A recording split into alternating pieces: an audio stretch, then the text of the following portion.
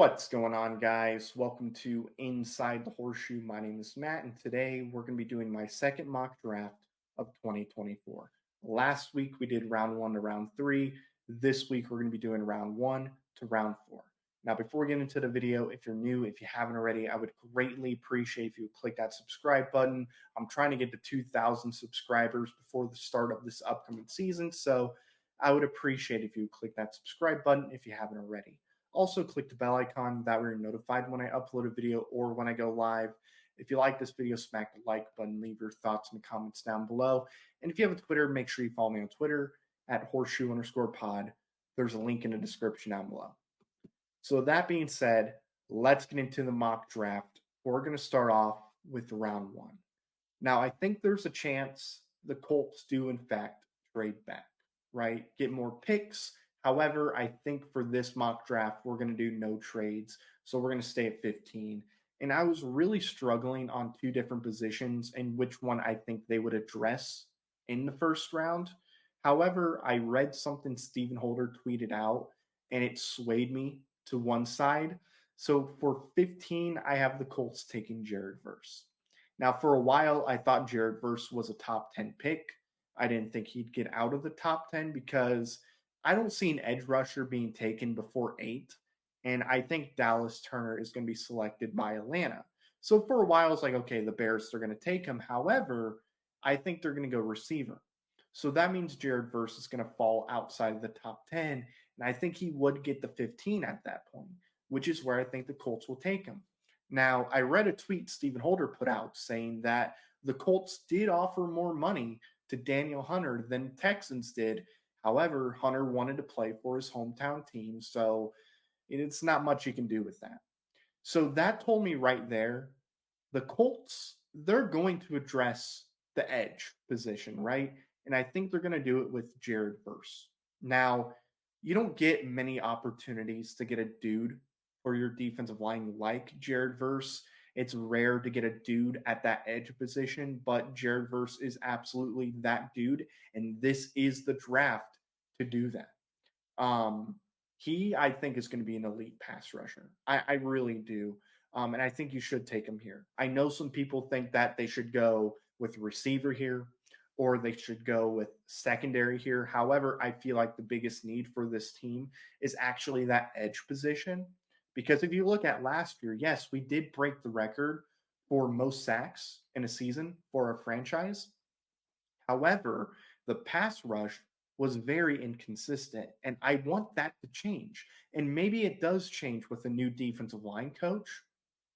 However, if you have an opportunity to get Jared Verse, add him to that defensive line, do it because your defensive line is going to do much better when it comes to pass rush because you can't just double team DeForest Buckner anymore. You have to have one guy on him and one guy on Verse.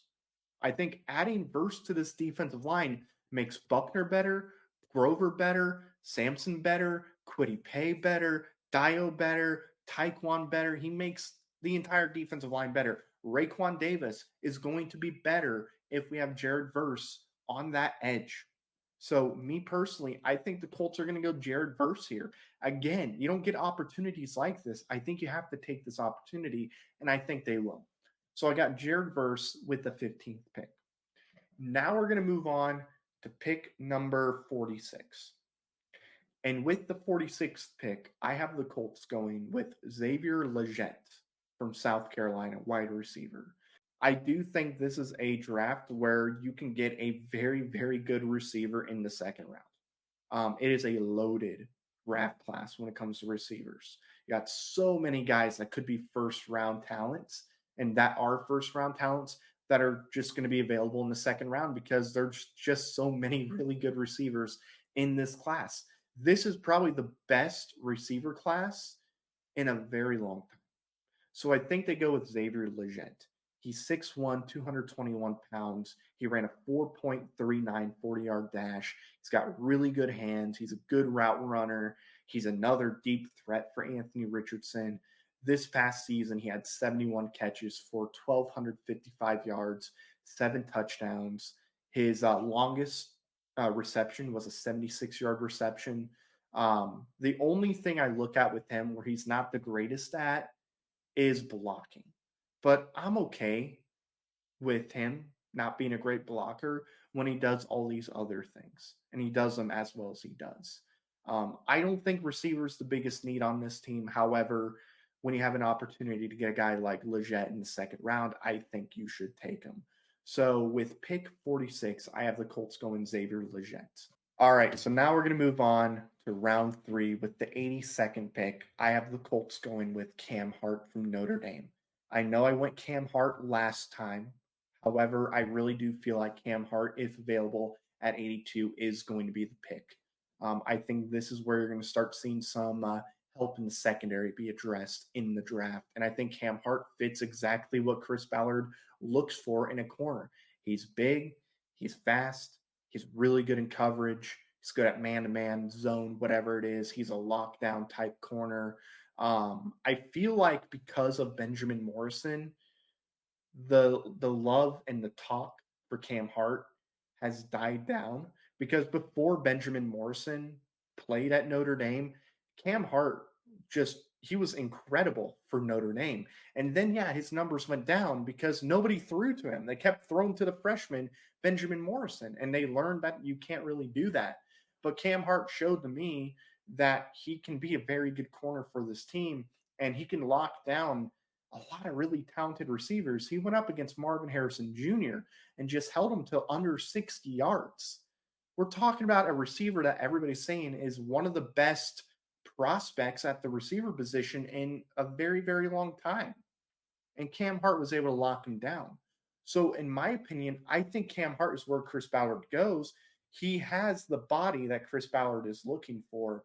So, I think they're going to go with Cam Hart here at 82. All right, so now let's move on to the final pick in this mock draft, round four, pick 116. Call me a homer. I honestly don't care.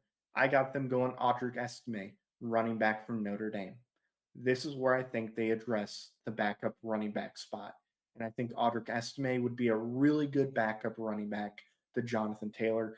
Pretty similar to Zach Moss, except I think Audric Estime has a better burst than Zach Moss. I think he's faster than Zach Moss. Not quite as fast as Jonathan Taylor, but Audric Estime is pretty fast. And look, he ran a 4.71 at the combine. I thought that was a bit low. Just watching Audric Estime, watching his actual game tape, and then you saw at the pro day he ran a 4.51. That made a little more sense to me. But I think Audric Estime would be a really good backup running back for this team. He's somebody that you can throw out there on goal line situations, tire that defensive line out.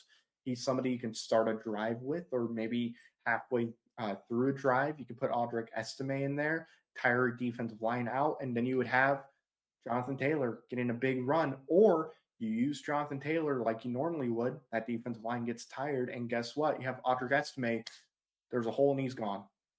Like he's really, really talented. He can break tackles. He'll jump over defensive linemen, linebackers, corners, whatever it is.